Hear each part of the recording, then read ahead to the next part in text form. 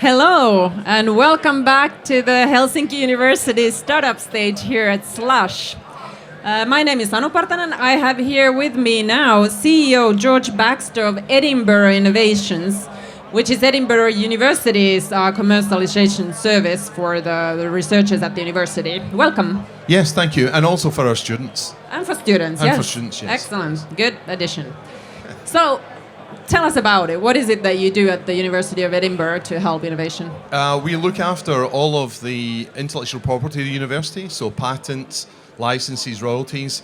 We do all the industrial collaboration if academics want to collaborate with industry. If students want to do startups, so we did over 100 student startups last year. We raised venture capital for spin-out companies. We also run incubators and accelerators, consultancy, and anything else anybody wants to do. It's about 100 people for the university. And so how big a part of it is the innovations coming from researchers at the university and from students? It sounds like students are very active. Yeah, most of the intellectual property spin-outs come from the staff. That's because the university actually owns the intellectual property from staff, academic staff. We don't own the intellectual property from students. So most of the student startups, maybe 70%, are know-how but not specifically technical intellectual property. And we do a lot of social enterprise startups with the students as well. Most of the staff startups are knowledge-based. And so how do you fund all this, if you work with students in particularly?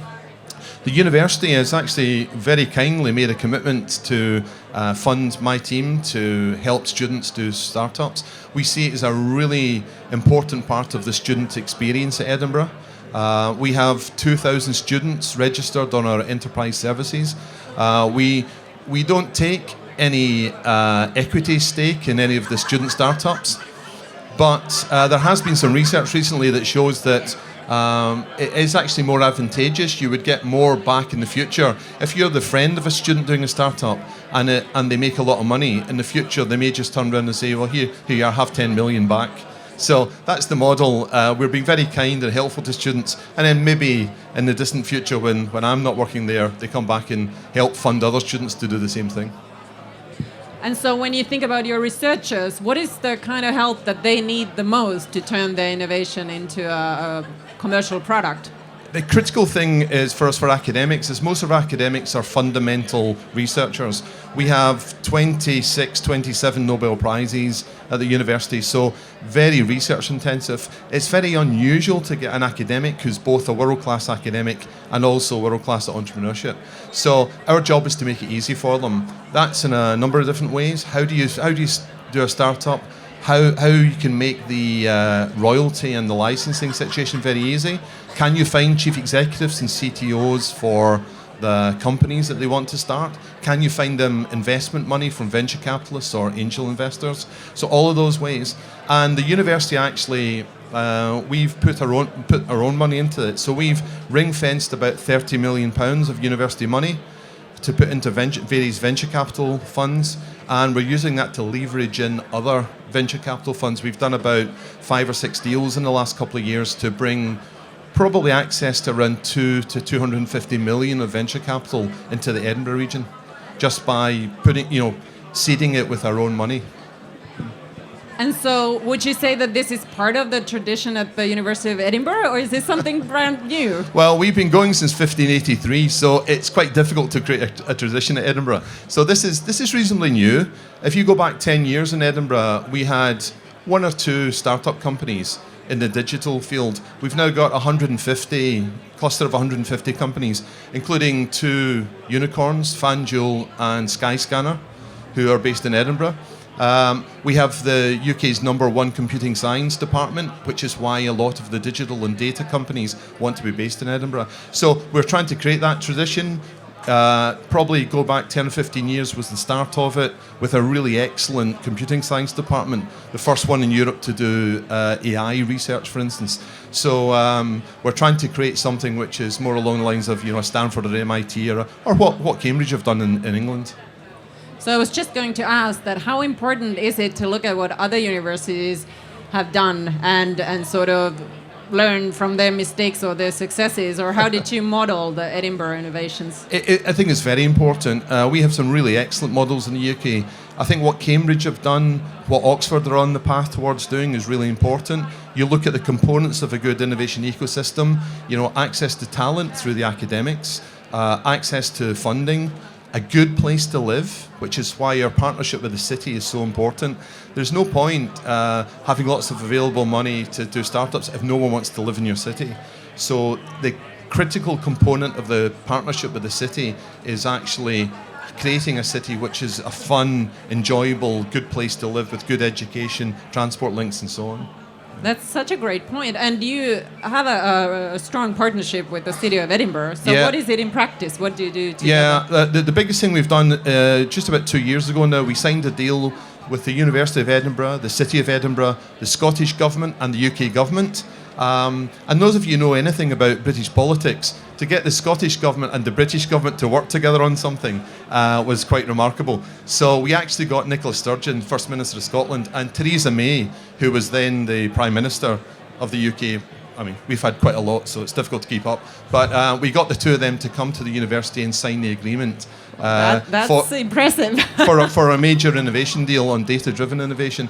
So we got the single biggest investment from any British university ever for an innovation award, £230 million on data-driven innovation. So we're building 3 major innovation hubs in around technology-driven data innovation, health, data informatics, and also arts, humanities, social sciences, data-driven innovation as well.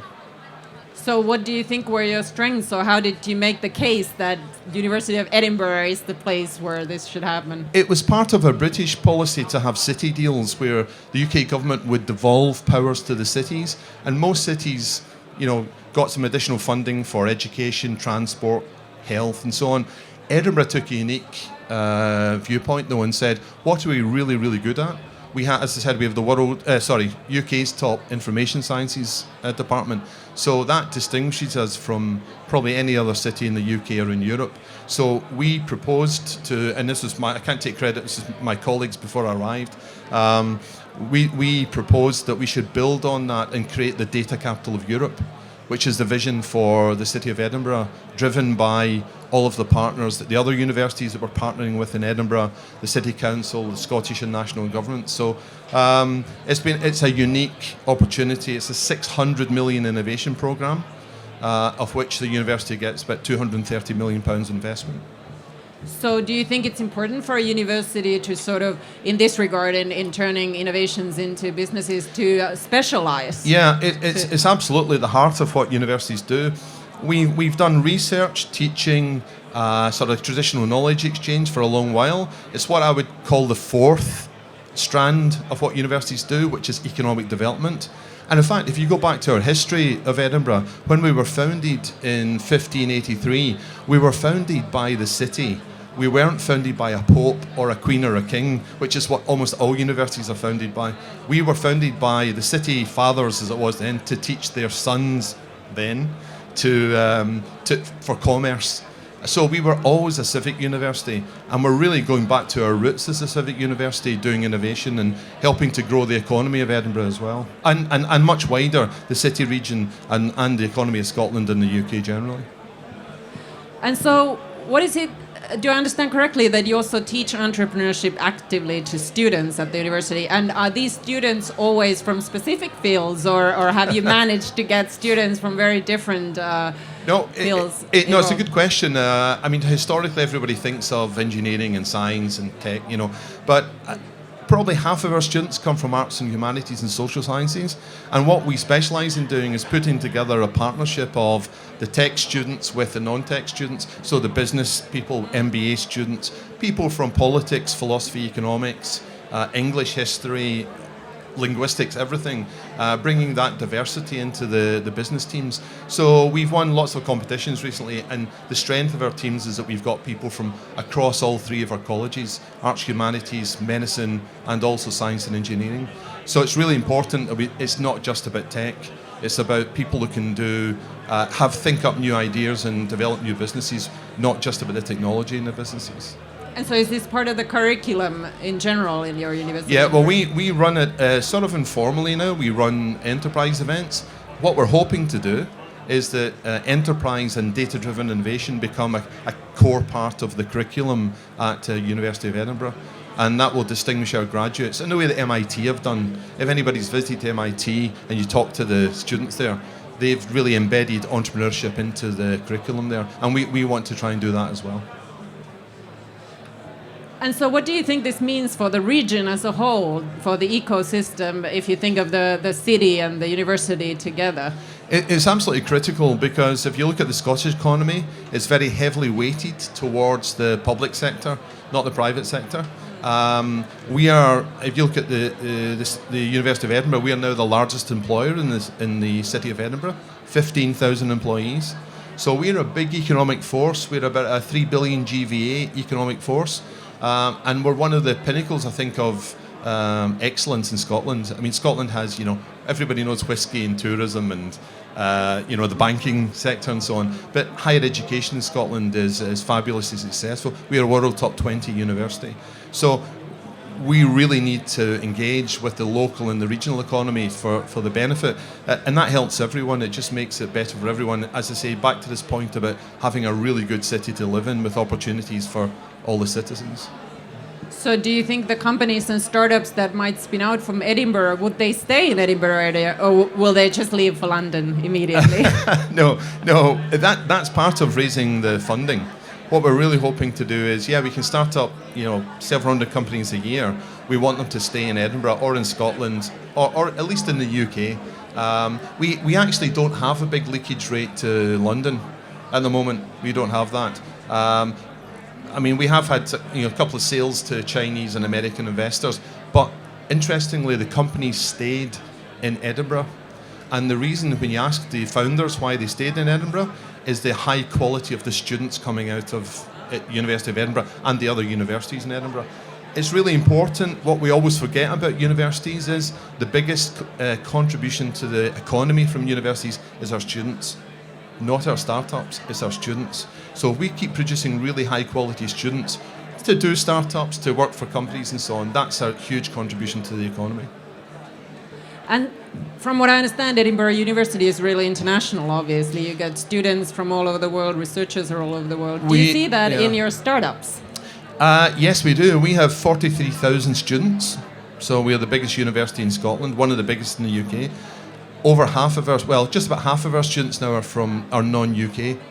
We have 4,000 Chinese students, 2,500 American students, which is the biggest cohort of Americans in the whole of the UK.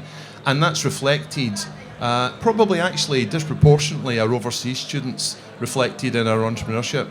So we need to do a bit more for the Scottish students to help them start companies. But we have a lot of, when you go through the teams and you hear the American accents, the Canadian accents, Chinese people, Indians, and so on, and the odd Scots person as well. But it probably disproportionately in our overseas students who want to stay. And because they want to stay in Edinburgh and they want to stay in Scotland. They want to start up companies. They've invested often large sums of money in their education to come to Edinburgh, and they find somewhere where they feel at home and they want to stay. Really important for us. And so now University of Edinburgh and the University of Helsinki have started a strategic partnership. Can you tell us a little bit about that? What's that going to be? Just in the last year, between the two universities and the two cities, and we've had a couple of exchange visits. So early stages, but we're looking at ways we can learn from each other. I think we've got a lot to learn from Helsinki. I think the connectivity of the city, the planning and so on is fantastic in Helsinki. So we could learn from that in terms of our innovation ecosystem. Also, a lot of the startup experience and how you work with students and staff is very good. I think we've got something to bring around access to venture capital, and we're a bit ahead in some areas. But so it's a perfect sort of complementary mix. And also we work together as two universities in other wider European partnerships at the moment. We hope that will continue. Most people in Scotland hope that continues as well. I have to put a little political point in there. Most universities, very strong supporters of the European Union as well. So, and we are, that is a point for us as a university. It's really important. We are very successful in the Horizon 2020.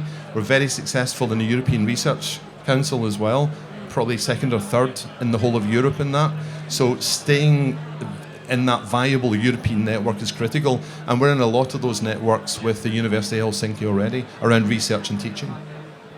Well, if the UK leaves, we're happy to include you in the Nordic nations, so Scotland could become part of the Nordics. I can't possibly comment about Scottish independence. We're neutral. We'll be fine. We've been going for nearly 400 years. We'll go for another 400 years, whatever happens, so we're fine. That's the spirit. Thank you so much, George Baxter, and thank you. Welcome here to Slush and Helsinki. No, thank you for the invite. It's been a wonderful event, and hopefully we can bring some of our startups and our students here next year. Yes, we're looking forward to seeing those. Thank you very much. Thank you very much. Thank you.